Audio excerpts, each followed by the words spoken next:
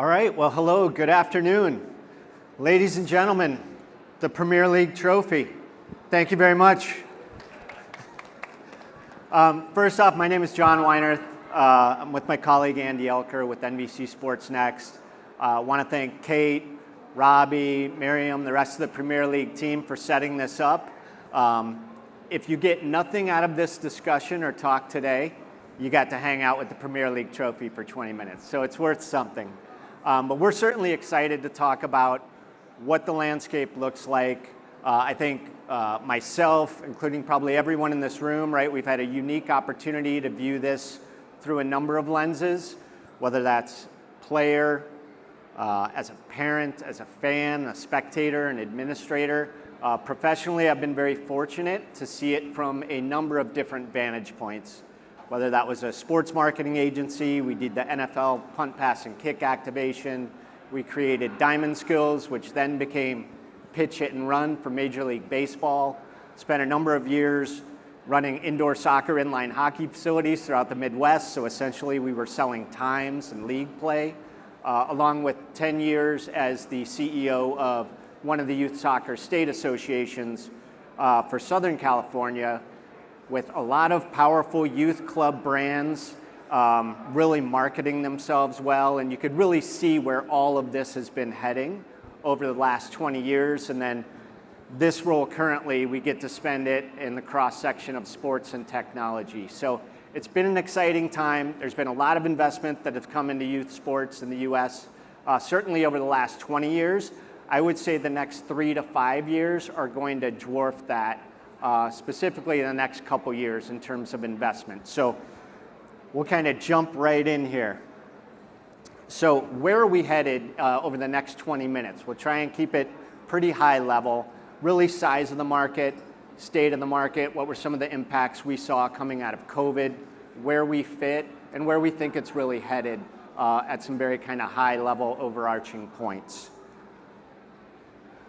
So with that, I'll introduce my colleague, Andy Elker, who's similarly player. He's still a coach. He actually coaches high school football to this day, youth sports parent, and has been along for the ride of 8 years in sports technology, really working with our biggest and most important enterprise partners. So I love this particular slide for a couple reasons. One, I have hair. Man, do I miss it. That ginger swirl of a helmet I got working, it's almost like a Lego piece. But number two, we're both smiling, right? And it's a good reminder of big business, the benefit of working in youth sport, but really the North Star is, are the kids having a good time, is the ultimate barometer of that. And then third, just looking at the photo, you could see the evolution of sport right then and there. Unfortunately, Andy's photo was like 3 years ago. But mine circa 1980, right? The logoless kit, made of God knows what material, the black and white simple soccer ball, and then, by God, just look at the size of Andy's shoulder pads. I don't know who he was tackling, but like I don't think they're that big anymore. So it's all evolved. We're happy to grab a beer later and talk about, you know, is the youth sport of experience of today better than it was when we played as kids, or what specialization is doing in the pay-to-play model. We're going to keep it fairly high level in terms of kind of what the market looks like, and we can debate that certainly at a later time here. So when you look at the market, key drivers, if you're not familiar with American youth sports, obviously it's very much a pay-to-play model. Most kids are specializing in an individual sport. There's a few governing bodies, such as USA Hockey, who have advocated, you know, that it's important for your development to play different sports as a youth. Not too many governing bodies have come out with that. But when you roll it all up, you know, I think National Institutes of Health has it as 60 million annual registrants in youth sports across team sports as well as individual sports. Through our own research, we kind of more conservatively put that at about 55 million. From a dollar size of the market there, right now we have that sitting at about 20 billion. From 2010 to today, that's grown by over 55%, according to Wintergreen and some other research that's accessible out in the market. In 2017, it was about 15.2 billion. 2019, it was 19.2. Obviously, we had the pandemic that we're still rebounding out of. So we put that right around at the 20 million mark. And one research organization has this going as a 4x growth by the time we hit 2026 at $77.6 billion market. So we do think there's some exponential growth.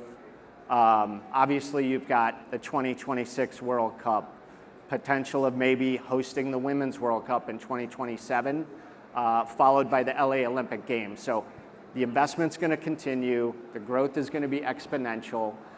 When you look at it from a U.S. Soccer Federation perspective, and I'll caution myself as I look out at Paul in the audience, who probably knows this better than I, they hover right around 3 million registered, 3 million youth registrations.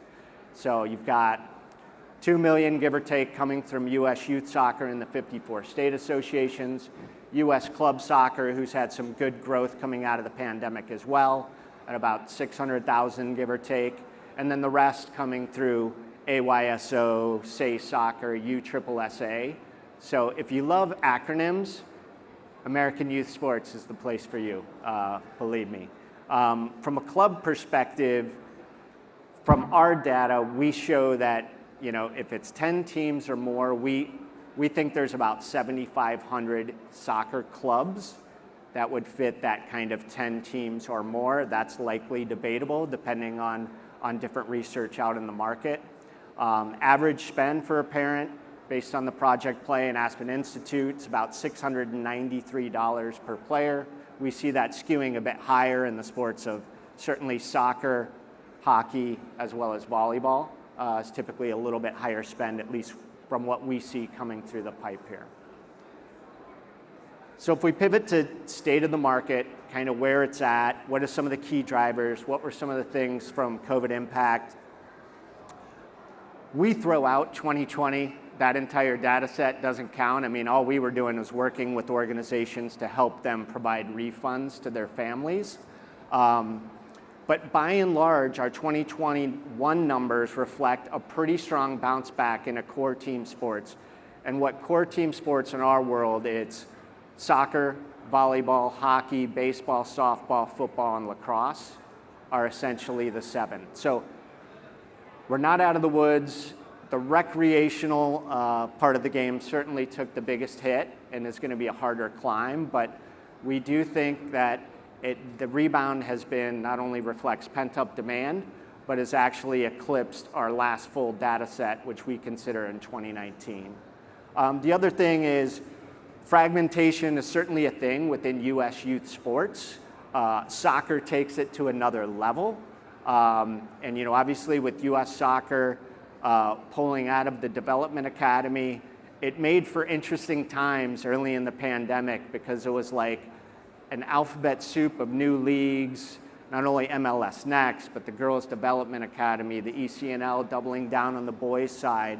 And there was a lot of positioning, and it seemed like every day you were waking up to a new press release. So as much as we thought and hoped that some of the fragmentation over time would sort itself out, it's probably gotten a little further along more than anything.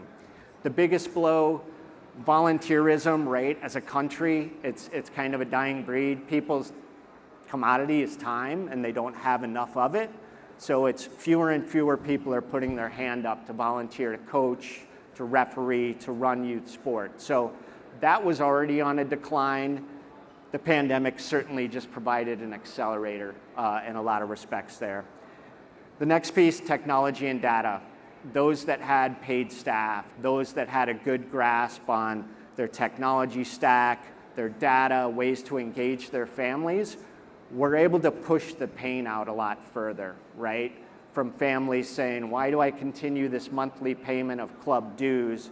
They were able to get them engaged. They were able to pivot to virtual training, content that could be consumed by their athletes and families, whereas those that couldn't, it was a much, much more painful experience.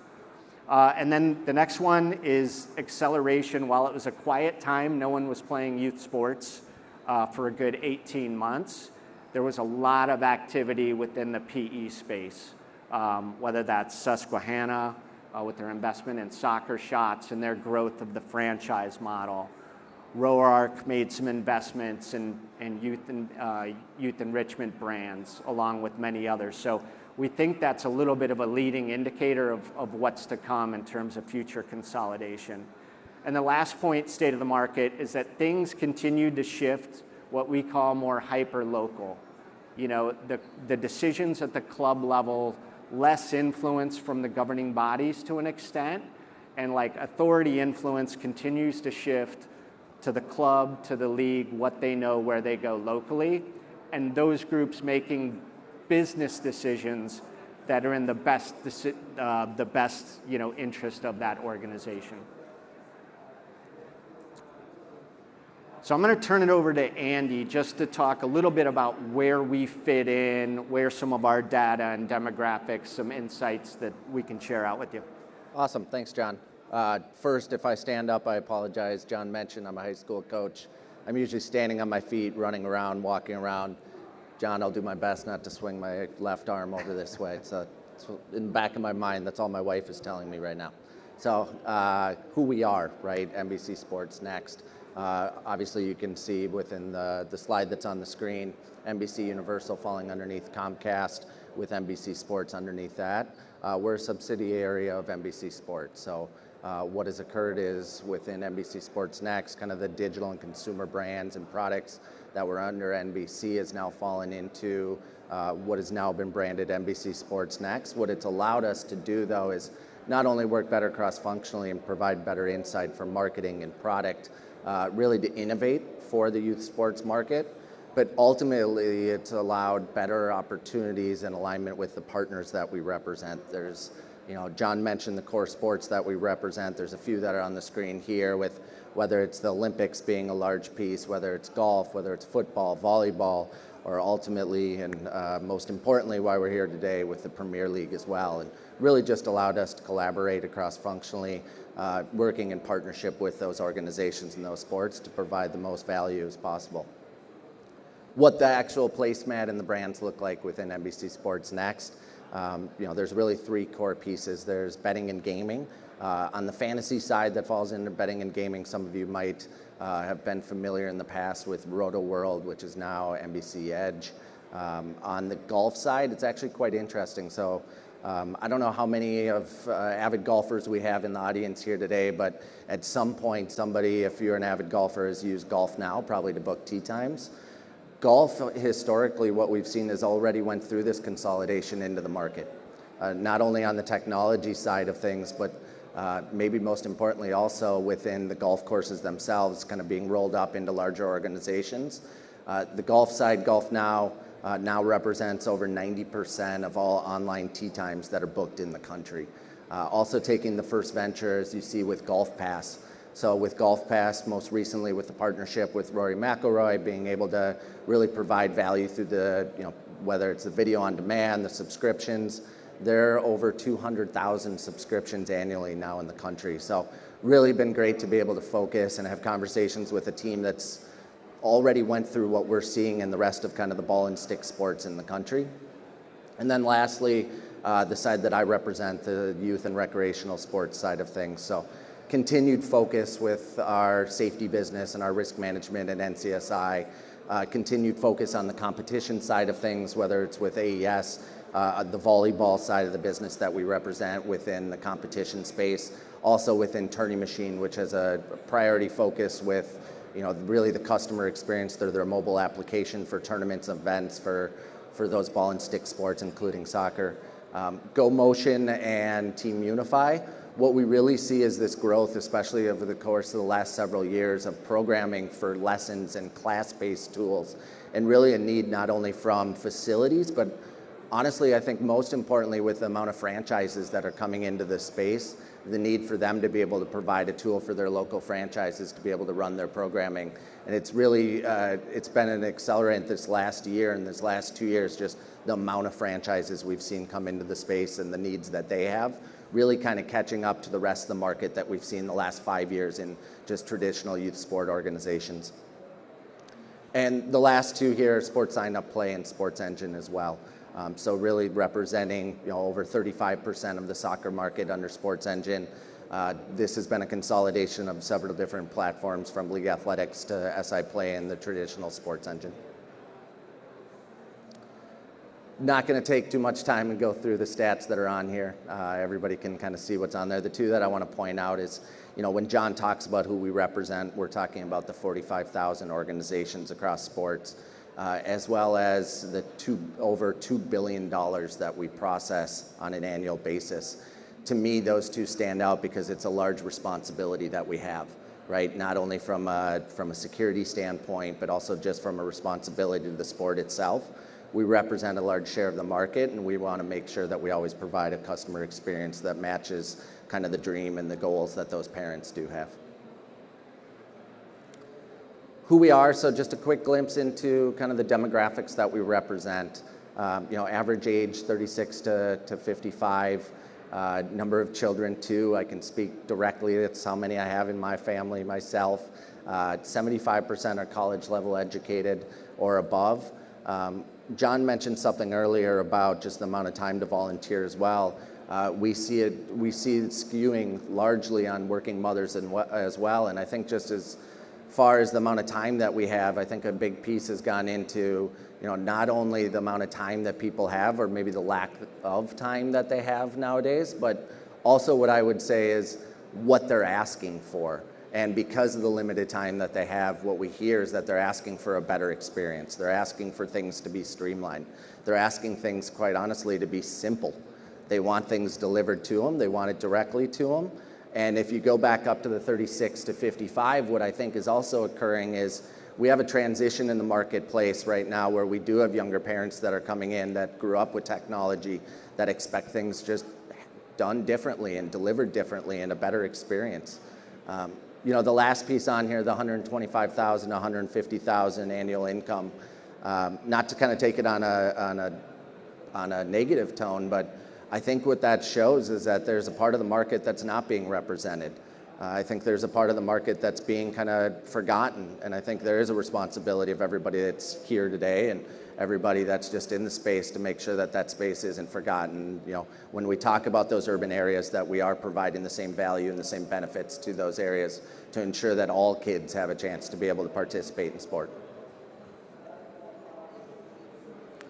So this looks like a mess, and it's supposed to look like a mess because this is the current state of not only what a parent goes through on a daily basis, but what an administrator right now is going through and the troubles that they're going through. So, you look at whether it's as an admin, are all my coaches eligible to be able to play? Did they take their safe sport compliance? Did they take their background screen? Have they done their waivers? Have they done what's needed through their governing body? Where are the kids scheduled correctly in their competition? Are the hotels scheduled? You go through and you see, okay, how do I use the digital platform I'm using? Do I have the right mobile application? Is it MAP compliant as well to ensure that the security is being taken care of? I've listed, I think, 8 to 10 right there that administrators thinking on a daily basis that they now have to be able to track. That doesn't even get into what the parent has to think and what they have to go through, let alone should I trust my kids with the people that I'm sending my kids off to and putting them on the pitch with. So there's just more that's being put on these parents to ask, and more for them to be able to do, and more for them to be able to travel, as well as more for these administrators and these owners to be able to check the boxes to ensure they're doing right by the people that they represent. So that's the mess that we live in kind of today. I think that's more the historical mess. Because of the scope and the size and the scale of the conversations that we have, we do see trends changing though, and the trend that we see is very much for a direct model. And that direct model is not only for the experience that the parent needs to be able to have, and a positive one at that, but also just a direct model for the administrator and what the administrator or the owner or the franchise owner or whoever's running the organization that they need. So that looks more from a data and technology standpoint. So what they are asking for and what we're hearing is they want a direct model. They want to make sure that their data and their user profile is working under one single sign-on. Think about, I went and any app you sign up for right now, you're instantly connected through something you've already done, right? It's a simple process for them to pick up. They don't want to go through 6 different platforms and 6 different usernames and accounts just to be able to get Johnny or Joey on the field to be able to participate. So it's really a model where they can put the participant first and the customer experience first, and consolidate the payments and the mobile application and the memberships that they have to sign up for and how they're doing that through the registration, which ultimately leads into a better experience of allowing the administrator to roster and ensure that the right person's where they need to be, have a better experience at the events that they participate in.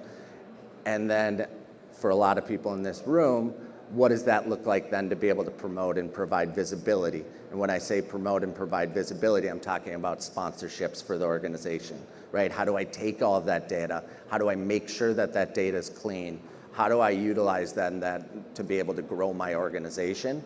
On the other side, as a parent, or as a coach or whoever it may be, how do I take that data? How do I ensure that I'm doing everything possible to promote the asset that's the child, right? And make sure that they're being seen through streaming, through video, and maximizing the monetization for the child themselves. So you can see it's kind of, it's 2 sides, right? It's all about the customer experience, and it just depends on who the customer is. Is it the customer that's the parent, or is it the customer that's the administrator, right? Ultimately, altogether, it's just providing a single experience under one roof for that person that has the responsibility to be able to provide the best value for the end user. All right, thanks, Andy. So where's it headed? Just some kind of overarching themes. I think any business, youth organization that has experienced some scale at some level, businesses like ours have typically been a B2B focus, and now it's going to be not B2B, but B2B and B2C focus. So how are we providing, to Andy's point, a unified experience all the way down to the parent level, their extended family, and not jumping from one application to another? The next significant shift will be recreational sports, community-based programs are gonna continue to struggle, and they're gonna get eaten up by these franchise class-based sports programs. It's already happening. Volunteerism is gonna be hard to kind of rejuvenate. So I think that segment of the game, not only in soccer, but across all our core team sports, that U6 learned to play all the way down to 3 years old. None of us may like it, but that's the reality, right? That under 8 and below is gonna largely be gobbled up to a certain extent by for-profit driven franchise and class-based. Video on demand and streaming gonna be critically important, right? Short form content, bite-sized content, whether that's from a recruiting standpoint and the promotion of athletes and following their college dream, or just the ability for mom, dad, aunt, and uncle to view their kids' experience. And with the AI of the new cameras coming out, like, boom, 90 seconds, you can have every time Andy touched the ball on the pitch, like through your social media feeds, through any colleges you're interested in. So that's gonna be really, really critical as a next step that I think most larger youth sports organizations and facilities will be pursuing. Technology and data, we won't beat that drum anymore, right? Data, BI tools where you can really get into analytics of how many programs are athletes participating in, what are they returning, why didn't they sign up for this program, how we can tweak the experience to draw out more participation throughout the year. Name, image, likeness, somewhat tied to video on demand, and we won't get into NFTs and where that fits in, but you already see it coming out through the media, right? Who's that next 12-year-old star that has some kind of big name, image, likeness, deal? Is that the data of the sports organization, the individual, the technology platform? That's all gonna get really muddy really, really quick, but it's coming and we should all be preparing for that. The next one, heavy PE consolidation. I think, It was surprising, but not surprising, when no one was playing youth sports, how much investment came in. I think the next 18 months is going to be lights out quick. And there's going to be heavy roll-ups. You can see it today, whether it's event providers, actual youth clubs that are being rebranded. And then lastly, professional leagues and teams investment. I mean, look no further than the folks that are here, listening to this talk, the academies that are already here, whether that's MLS, USL, Barcelona, Borussia Dortmund, you name it. More and more are going to put flags in the ground. And at some point, what was just that local community youth club, they are all going to have some connective tissue to for-profit, private equity-based business portfolio, or a professional team, league, in some variation. Over time, there's going to be very few that stand alone. Whether that's good or bad, I think time will tell, quite honestly. So in closing, the youth sports experience for your kids, for our kids, my son Henry, Andy's daughters Leah and Marley, it's going to look different, right, than what we experienced. And it's going to look very different for their kids. But whatever version of youth sports they're participating in, hopefully the smiles remain the same. Thank you very much.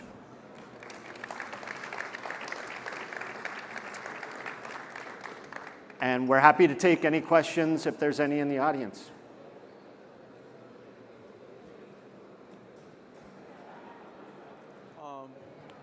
So my name is Jordan. I'm from Salt Lake City, but growing up, like I said, American sports is typically paid to play.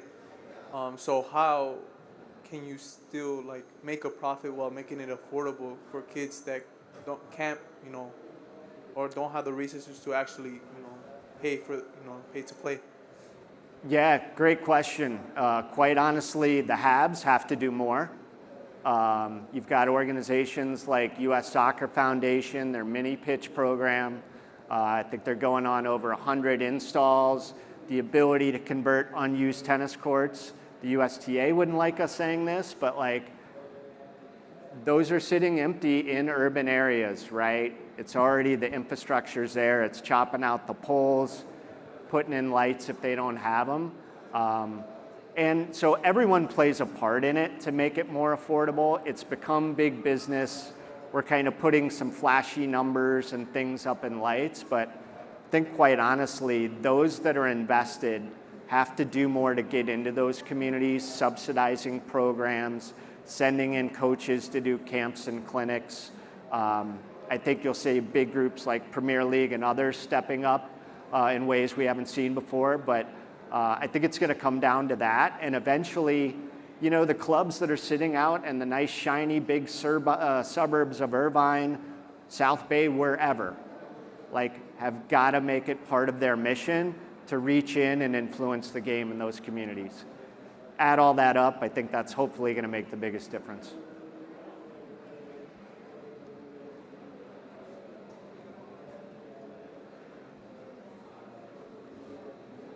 All right. Well, I appreciate it. Oh, we got one here. Diego's got a question. Last one here.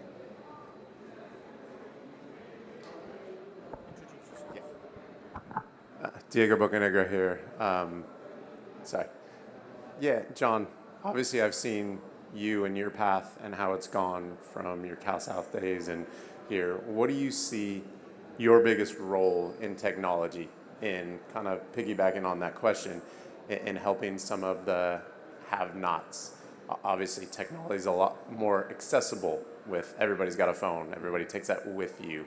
And within Sports Engine and your platforms, how do you see technology, like I said, being able to help the masses, not just the haves? Yeah, thanks for that, Diego. I mean, quite honestly, technology should take away all the administrative time that those people focus on processes and paperwork so that they can focus on the programs and providing a great experience. If our tech, if your technology, anyone else in this room can do that and put all the energy into the programs that kids are playing in, I mean, that's really technology's purpose, is to streamline all of that. Because there's a lot of time lost there, right? And at the end of the day, it's programming that wins the day in a positive experience. So that's where I think technology can play the biggest role. I think you can package programming for people as well. John mentioned putting things together of some of these organizations, Premier League, others getting into the space and really providing that programming. Technology can kind of create that box, right? That simple experience that the program's delivered through, so that it's coming from experts within the space that show you how you can achieve the goals that you're looking to. So not only be able to make things simple and easy for you, but be able to deliver the actual package itself too.